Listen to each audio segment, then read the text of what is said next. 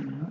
Bonjour Denis Martin, Bonjour, merci d'avoir accepté cette interview. mais sans problème, merci à vous. Pour commencer, peut-être la question, quelle est la cuisine que vous pratiquez ici dans votre restaurant? Alors c'est une cuisine personnalisée, une cuisine ludique, une cuisine d'émotion.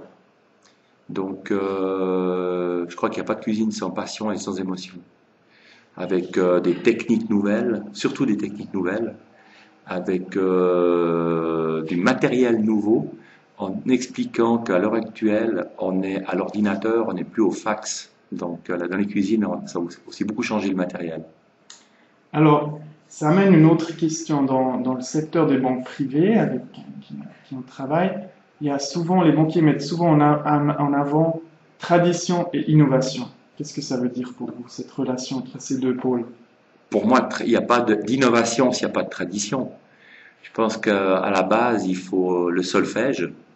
Les grands musiciens comme Tom Waits ont pu faire du blues extrême, mais ils ont dû avoir une base de musique au départ, et déjà une oreille musicale. Et en cuisine, c'est pareil. Je pense dans le niveau de la banque, c'est pareil. On peut innover, mais il faut garder une tradition au départ pour pouvoir avoir des bases solides. Il faut construire une maison, pas sur du sable mouvant.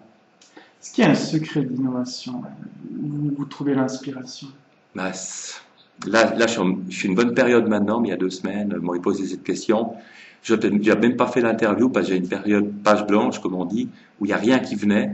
Et quand il n'y a rien qui vient, faut pas chercher, ça vient pas, c'est tout. Je crois pas on peut créer sur commandement. On peut pas commander la création. Ça vient ou ça vient pas. C'est des périodes. Innovation, ça veut aussi dire d'une certaine manière prise de risque, notamment par rapport aux clients. Oui, alors déjà, je vais juste revenir un peu sur la question d'avant. Lorsqu'on parle d'innovation et création, pour innover, créer, la première des choses, c'est ne pas copier. Et là, je parlais avec mon ami frère Adrien Delbouli qui me disait, il a lu à peu près 1000 livres de cuisine pour voir ce qui se faisait dans le monde. Comme ça, il était sûr de ne pas copier et pouvoir être créatif et innovant. Maintenant, au niveau de la création dans les... Vous m'avez demandé avant? La relation de risque et création. Alors, la relation risque et création, si c'est un jeune qui démarre, il aura beaucoup de problèmes parce qu'il va devoir prouver d'abord. Nous, c'était plus simple parce qu'on a pu prouver avant ce que l'on faisait en classique. Et maintenant, je peux prouver, on a une grosse demande dans la cuisine créative. Mais je crois que c'est très très dur au début.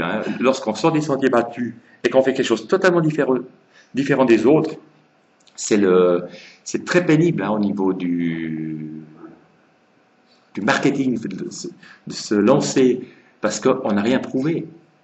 Donc les grands créatifs, ils ont été reconnus longtemps après. Est-ce que ça peut aussi amener d'une certaine manière un avantage compétitif? C'est certain. Dans mon cas, par exemple, étant le seul à faire de la cuisine moléculaire en Suisse, les premières années étaient dures, mais maintenant, par contre, je suis le seul à travailler ce genre de produit, c'est cette technique, donc c'est vrai qu'on est surbooké actuellement. Pour terminer, peut-être juste cette question, est-ce que les banquiers privés peuvent s'inspirer de votre travail? Peut-être de l'ambiance, je dirais, parce que dans nos restaurants, à l'époque, j'aimais à dire que les gens avaient la pièce de 5 francs les fesses, qu'elle tombait pas quand ils marchaient. Et actuellement, dans nos restaurants, dans ce genre de cuisine, il y a une très grande ambiance, c'est très ludique. Et je pense qu'à un certain moment, la relation, qu'elle soit culinaire ou d'affaires, peut des fois changer. Et on entend souvent cette phrase, on voit jamais deux hommes d'affaires manger une fondue ensemble, parce qu'ils doivent tremper le pain dans le même caclon.